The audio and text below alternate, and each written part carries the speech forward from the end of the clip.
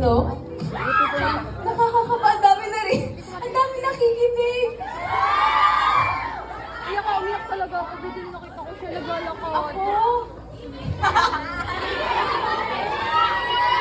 Ako, favorite thing about Cap Cap, everything. Everything. I love everything about Cap Cap. Yeah. And, but most especially, I really love how pure and genuine she is as a person. And I think, ang daming taong naging attached sa kanya because of how good she is in her heart. And I'm so happy that everyone gets to see that.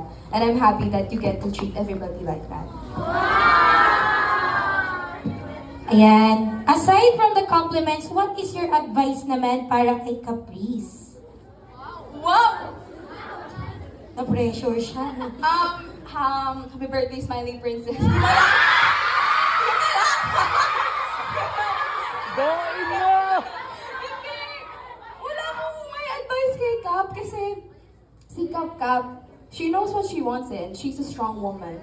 And alam niya na kung anong gusto niyang gawin at a very young age, and for that I'm very proud of her. Siguro I'm not gonna tell her advice, but I'm just gonna tell her that I'm so proud of her. And I'm so proud of everything that she has overcome, and everything na nakukuha niya ngayon sa buhay niya because she deserves all of it. So, yeah. Thank you so much, Crystal! Siyempre, si Caprice hindi rin magpapahuli. Now, Cap, ano naman po ang message mo or your compliments first para kay Tala? Tala, I'm so thankful for you kasi hindi lang ako nagkaroon ng friend, nagkaroon ako ng mabuting friend na mapagmahal, nagiging ate rin sa kapatid ko na si Chibo. Ang bait-bait ka ni Chibo!